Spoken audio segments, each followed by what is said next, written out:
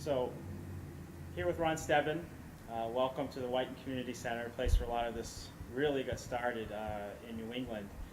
And so, just curious your thoughts. This movie project, this kind of reconstruction of a lot of good old friendships.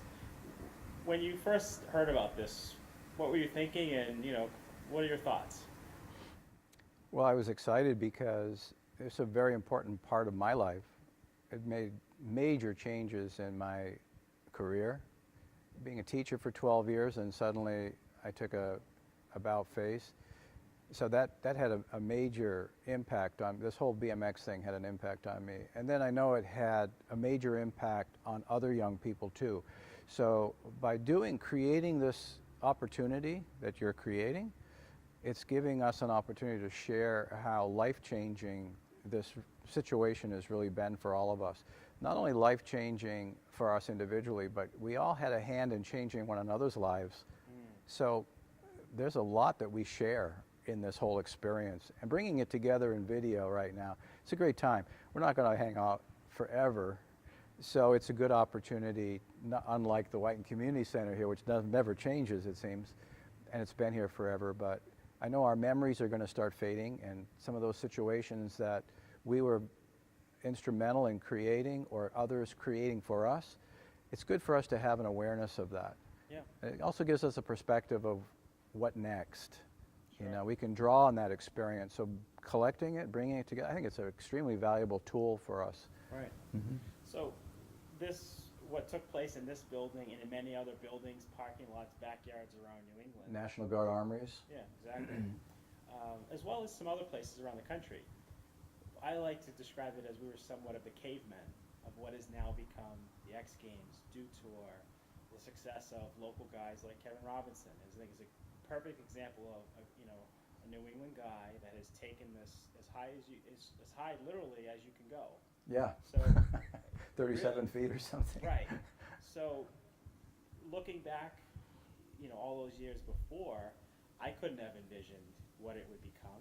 Through, I think Kevin's a great example of someone that has continued it from those days. What are your thoughts? You've been involved in it throughout that whole period. Could you have imagined what it is now? No, I did not. I knew there was something really cool about it.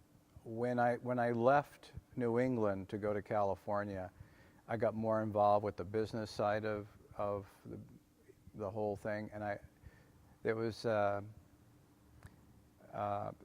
the roots or the everything that happened here and the young people that I got to know, they went off also too and branched off and did their own thing. So we were planted here and we all started to sprout and make our limbs go out in different ways. But now as time went by, you can see that some of these people have stuck with it, like Kevin and like Dennis, and like Chris Lashua has morphed into something even bigger. And you see some of these young people have taken it to another level.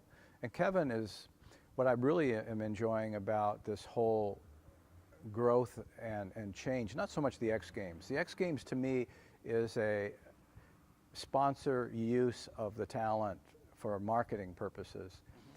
There are people that go there, of course, they want to achieve and they want to show that they can be a gold medalist or whatever, and that's cool. I'm not saying it's bad or anything, but that's a different thing that's come out of it. But I've seen what's come out of it is that, and I'll use Kevin as the example, and what's exciting is that he's gone into developing his own foundation to give back to others.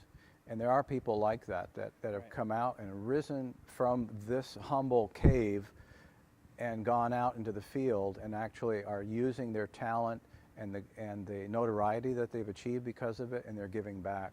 And that to me, that is awesome. Yeah, no, it is awesome. I'm extremely proud of Kevin as a friend, as a former rider, but more so just that he's gone on to do some really great things. He's taken a lot of abuse for what he loves, and that's really, when you look back on the whole thing, that's really why we all started. We loved it, and what's nice now is to see not only people that are active professionally at Kevin's level, but folks like myself, Paul Delario, John Cody, Steve Kinder, we're this collection of people that are getting together periodically just to go out and ride our bikes. So it's sort of come a little bit full circle, where we're just back to just riding bikes again. And I think through That's this cool. project, we're, like you said, we're sharing some memories that won't last forever. Our memories don't last. The VHS tapes that I'm collecting, those don't last either, but we're starting to preserve that. So that's the coolest part about it, is we're just back to riding bikes again, which is why we started it.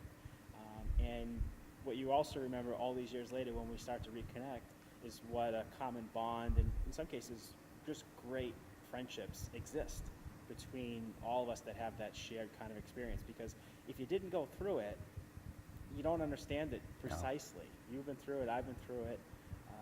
It's a very unique, it's sort of a fraternity to some degree. And I've never been one that's a fan of fraternities until recently, when I started to think about it more as this is a bit of a fraternity.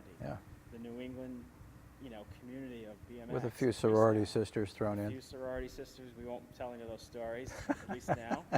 But yes, I was thinking more in terms of bike riders. It's true. It's true.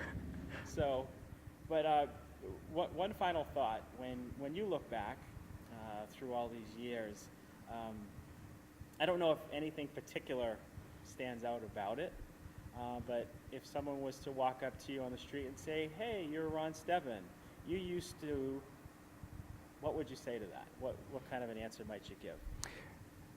I would say that I didn't used to. I'm still. Good point. And the reason being is that I've taken everything I've learned from you guys, and it's been processed in some way, and I'm using it in business. I'm still involved with action sports, still involved with Kevin Robinson's foundation. I'm helping him out with that. That's part of the reason I'm here this weekend.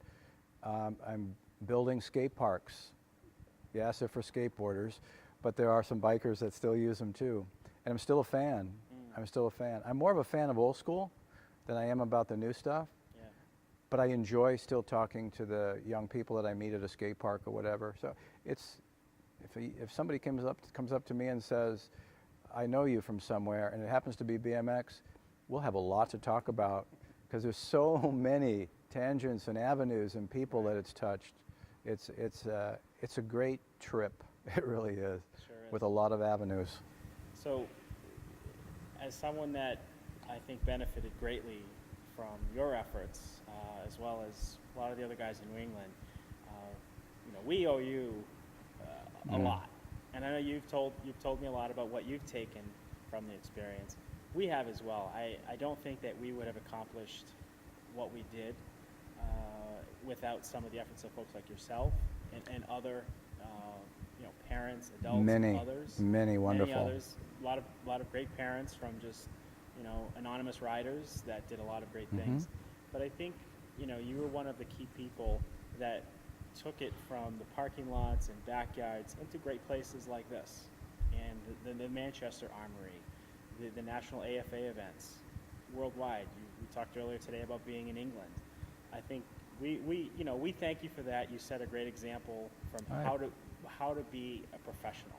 Well, I appreciate that, but it really is a family, and it's and the family has a lot to be proud of. The family, the whole family. We've all done a lot collectively, and we've done it not knowing where it was going, but just trusting in one another, and we continue to do that. Right. Thank you, Ron. No, for you're welcome. And thanks for sitting down today. You're welcome. All right. Thank you. Thank you.